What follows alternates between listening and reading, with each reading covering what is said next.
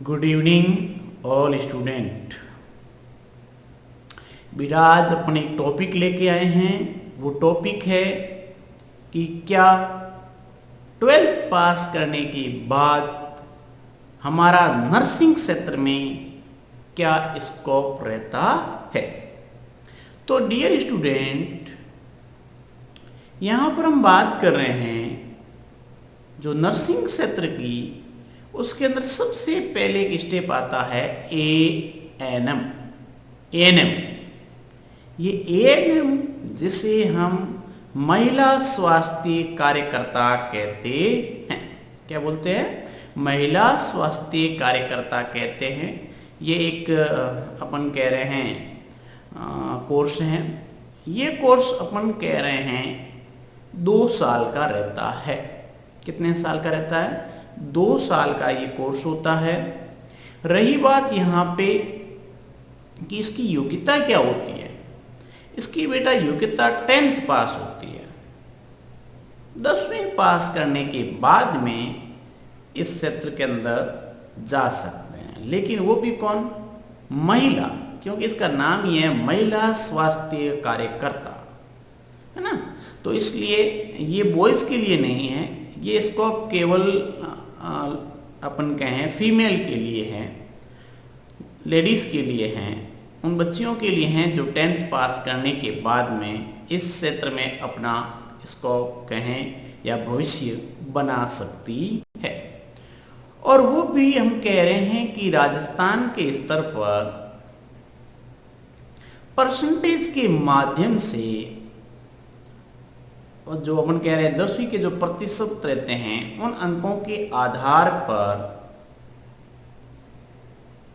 ये merit list बनती है, और उस मेरिट के आधार पर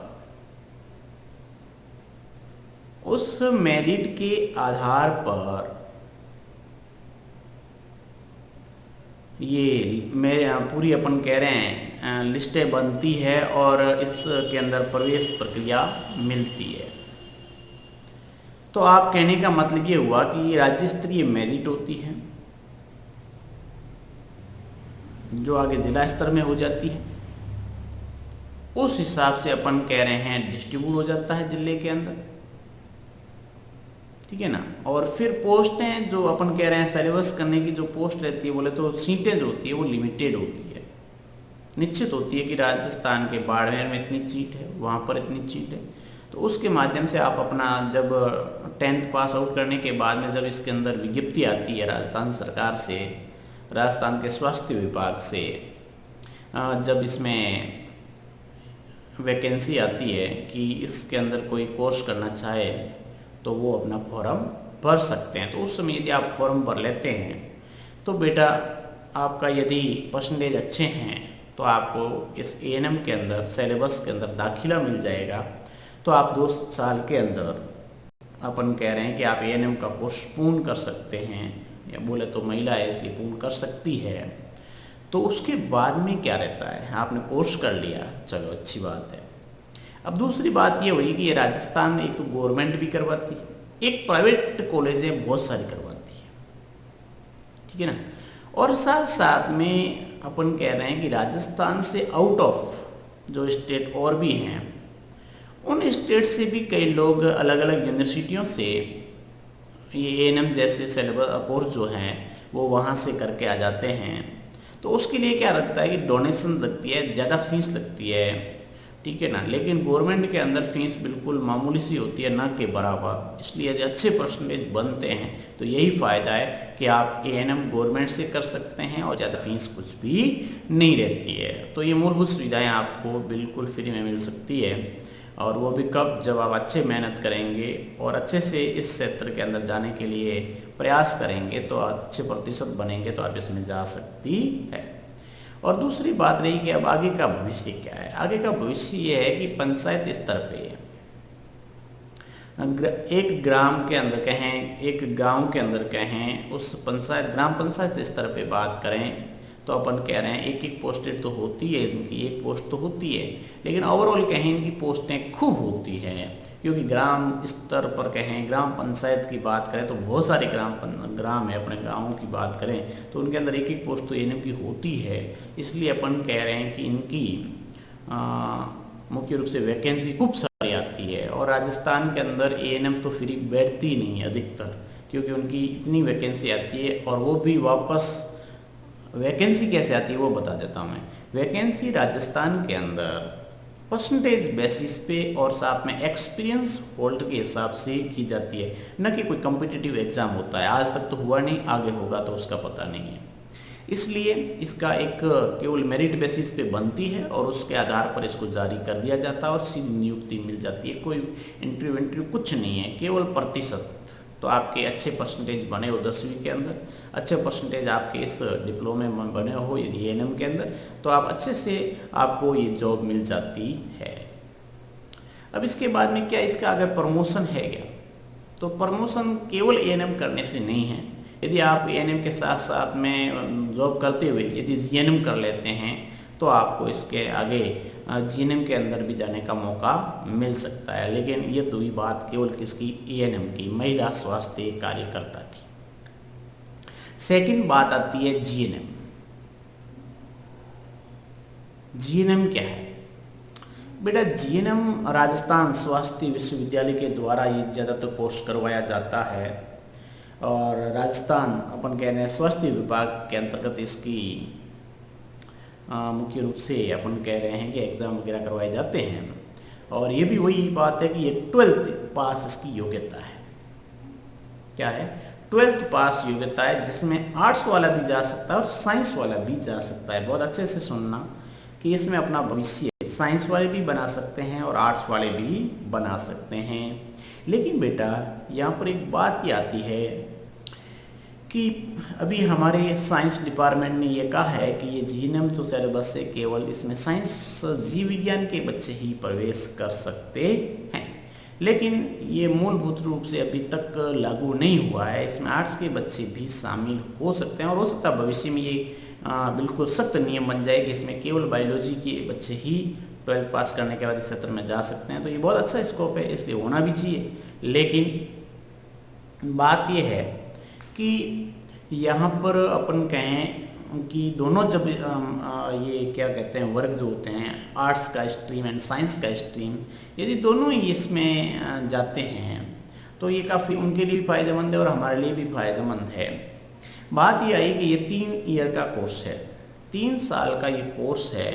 कितने साल का कोर्स है? 3 साल का कोर्स है ये।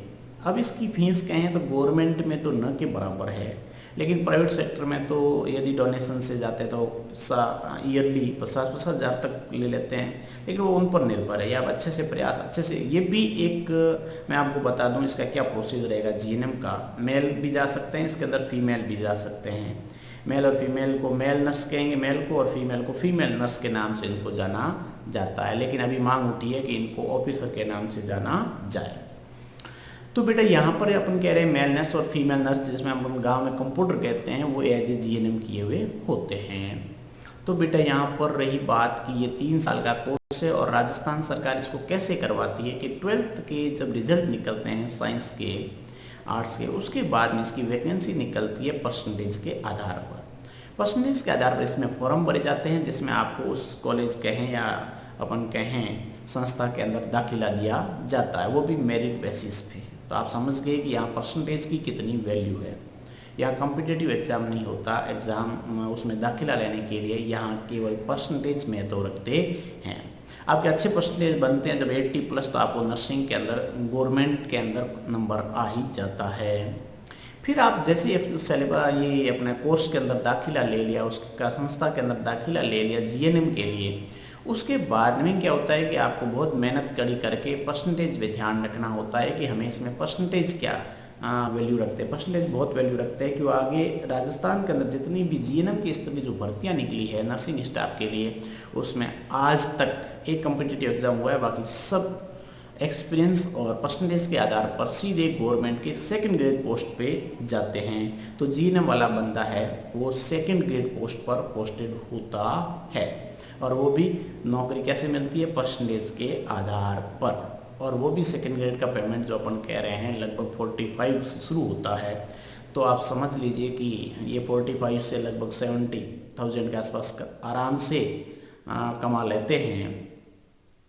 तो अपन कह रहे हैं कि बेटा ये जीएनएम जो अपन कह रहे हैं 3 साल का कोर्स और 6 महीने की इंटर्नशिप होती है। इसमें कितने महीने की, 6 माह की इंटर्नशिप, मतलब 3.5 साल का ये कोर्स हो गया, जिसमें गवर्नमेंट में मिल जाता है तो कोई प्रॉब्लम नहीं है। लेकिन यही अपन कह रहे हैं कि जो प्राइवेट सेक्टर में जाके करोगे तो ये लगभग अपन कह रहे हैं 60-70 हज़ार तो आराम से आपके सालाना खर्च हो जाएंगे, क्योंकि ये रहना करना वगैरह, फीस वगैरह, डोनेशन वगैरह, तो ये ज़्यादा महंगा पड़ता है। इसलिए थोड़ी मेहनत करोगे, यदि अच्छे परसेंटेज बन जाते हैं तो आप इस क्षेत्र के अंदर अपना अच्छा स्कोप बना सकते हैं। और रही बात यहाँ पे गवर्नमेंट के अलावा भी बहुत स्कोप है। कैसे, जैसे बेटा अपन बात कर रहे हैं कि यहाँ पर राजस्थान के अंदर कहें जितने गवर्नमेंट अस्पताल है उससे 3 गुना प्राइवेट हॉस्पिटल भी है।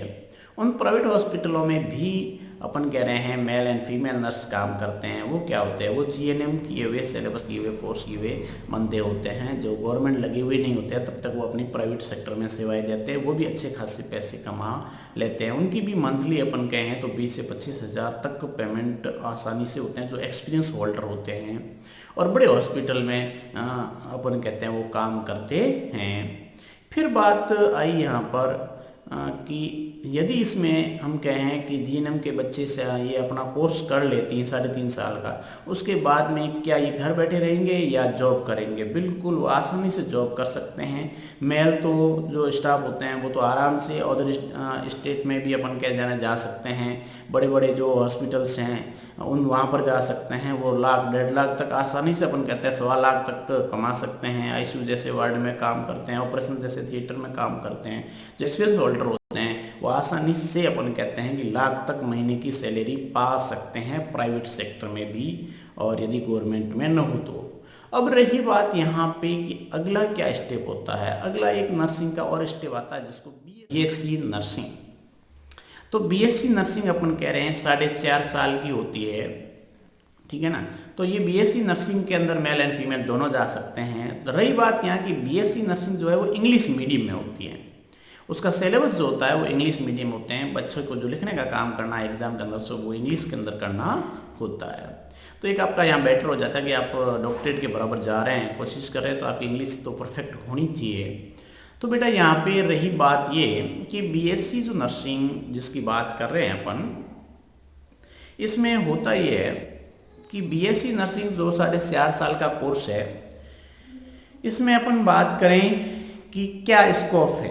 पहली बात तो ये सेम फॉर्मूला है कि आप 12th करने के बाद में इस क्षेत्र में जा सकते हैं, और वो भी परसेंटेज के आधार पे वैकेंसी ये इस संस्था के अंदर दाखिले होते हैं। उसके बाद में अपन कह रहे हैं कि इसके अंदर एग्ज़ाम होते हैं। जब आपका सिलेबस 4.5 साल का हो जाता है तब आरएनसी जो अपन कह रहे हैं, आरएनसी जो राजस्थान नर्सिंग काउंसिल है, इसके द्वारा सर्टिफिकेट जारी किए जाते हैं। और रही बात यहाँ राजस्थान स्वास्थ्य विश्वविद्यालय इस पूरे सिलेबस का या कोर्स को देखता है, उसके अंडर में ही जो ये होता है। तो आप उनके अंडर में जितनी भी कॉलेज है वहाँ से कर सकते हैं, गवर्नमेंट से कर सकते हैं। और रही बात आप इसके बाद में कौन से स्कोप पा सकते हैं, तो रही बात ये सेकंड ग्रेड का जो स्कोप जो जीएनएम के बच्चे जाते हैं उसके अंदर आप भी इन्वॉल्व हो सकते हैं, कोई डाउट नहीं है। बीएससी नर्सिंग वाले सेकंड ग्रेड पोस्ट जो होती है स्टाफ नर्स की, उसमें जा सकते हैं। साथ साथ में अपन करते हैं कि जो एम्स के अंदर जो वैकेंसी आती है नर्सिंग ऑफिसर की, उसके अंदर भी बीएससी नर्सिंग वाले जाते हैं। रही बात यहाँ कि एम्स वाले यहाँ कोशिश कर रहे थे कि हमें जो नर्सिंग ऑफिसर है उसमें केवल बीएससी नर्सिंग के बच्चे ही इन्वॉल्व हो, लेकिन ये बैठा नहीं है अभी तक। हाई कोर्ट में वो स्टे लगी है, लेकिन इसमें जीएनएम के बच्चे भी अभी तक शामिल हो रहे हैं नर्सिंग ऑफिसर में भी। फिर आगे बात बढ़ी कि और कहाँ जा सकते हैं। और रही बात आपको ध्यान है कि यहाँ पर राजस्थान में अपन कहें जो जीएनएम की जो संस्थाएं हैं उनके अंदर जो ट्यूटर होते हैं या बीएस जो उनको पढ़ाने के जो टीचर होते हैं जिनको ट्यूटर कहा जाता है, तो नर्सिंग ट्यूटर के लिए बीएससी के बच्चे जो हैं वो उस स्कोप में जा सकते हैं। इसके बाद में रही बात, इसमें और एक्सपीरियंस यदि बढ़ता है, आप बीएससी के बाद यदि एमएससी करते हैं, मास्टर ऑफ साइंस बन जाते हो यदि इस नर्सिंग क्षेत्र के अंदर, तो वो 2 साल का कोर्स होता है। वो भी गवर्नमेंट भी करवाती है और प्राइवेट कॉलेज भी करवाती है, जैसा आप चाहें वैसे कर सकते हैं। और रही बात, ये करने से आप जीएनएम कॉलेजों के अंदर ट्यूटर जा सकते हैं, आप बीएससी जो करने वाले नर्सिंग जो कॉलेज हैं उनके अंदर भी ट्यूटर बन सकते हैं, टीचर भी बन सकते हैं, साथ साथ में आप नर्सिंग ऑफिसर भी बन सकते हैं। इसको भरमार है इसकी, क्योंकि प्राइवेट सेक्टर में भी है और गवर्नमेंट सेक्टर में भी इसका काफ़ी स्कोप है। रही बात यहाँ पे बेटा कि ये सभी जितने भी हुए मैंने आपको बताया, एएनएम, जीएनएम, बीएससी नर्सिंग और एमएससी नर्सिंग, इन सभी को आरएनसी जो अपन कहते हैं, आईएनसी और आरएनसी जो होती है, राजस्थान नर्सिंग जो काउंसिल होता है, वो अपना एक सर्टिफिकेट जारी करता है कि इस रजिस्ट्रेशन जारी करता है कि इन्होंने यहाँ पर ये कोर्स किया है और ये इस कोर्स के लिए ये बच्चा परफेक्ट है, और उसको सर्टिफाइड करता है कि ये वेल एंड डन जॉब कर सकता है। तो वो जरूरी आरएनसी से रजिस्टर्ड होना यहाँ पर जरूरी होता है। रही बात बेटा यहाँ पे कि बीएससी जो नर्सिंग होती है उसको ग्रेजुएशन के समकक्ष माना जाता है, एमएससी को पोस्ट ग्रेजुएशन के समकक्ष माना जाता है। तो इसलिए बीएससी नर्सिंग वाले बच्चे आरएस का एग्ज़ाम भी दे सकते हैं। अदर जो एग्ज़ाम होते हैं जो ग्रेजुएशन स्तर के, जैसे पटवारी या कोई भी ग्राम सेवक जिसके भी यदि ग्रेजुएशन स्तर का यदि कोई सिलेबस है तो इसमें ये बच्चे भाग ले सकते हैं। लेकिन उसमें अपन कह रहे हैं कि जीएनएम वाले को वहाँ नहीं इन्वॉल्व किया जा सकता, लेकिन बीएससी नर्सिंग वाले जो भी है वो इसके अंदर जा सकते हैं। तो इस तरीके से बेटा अपन बात करें यहाँ पे, तो ये काफ़ी एक सुविधापूर्वक होता है कि आप इस क्षेत्र के अंदर जा सकते हैं। तो इस तरीके से बेटा ये बात हुई हमारे एक नर्सिंग जॉब की कि नर्सिंग सेक्टर में भी कोई कमी नहीं है। 10,000 से लेके आप 1 लाख तक सालाना, क्या रे महीना, प्रति माह कमा सकते हैं। तो इसलिए प्रति माह 10,000 से 1 लाख तक सैलरी कमा सकते हैं। लेकिन वो अपने काबिलियत पे आप अच्छे से जब डिप्लोमा करने के बाद में अच्छी मेहनत करते हो, अच्छे हॉस्पिटल में वर्किंग कर सकते हो, तो प्राइवेट सेक्टर में भी इसका काफ़ी स्कोप रहता है। तो ये बात हुई बेटा अपने नर्सिंग क्षेत्र की, और अगले वीडियो में हम बात करेंगे कि फार्मेसी में क्या स्कोप है। तो thank you so much all dear student. हम इसी तरीके से मिलते रहेंगे, हंसते रहें, मुस्कुराते रहें।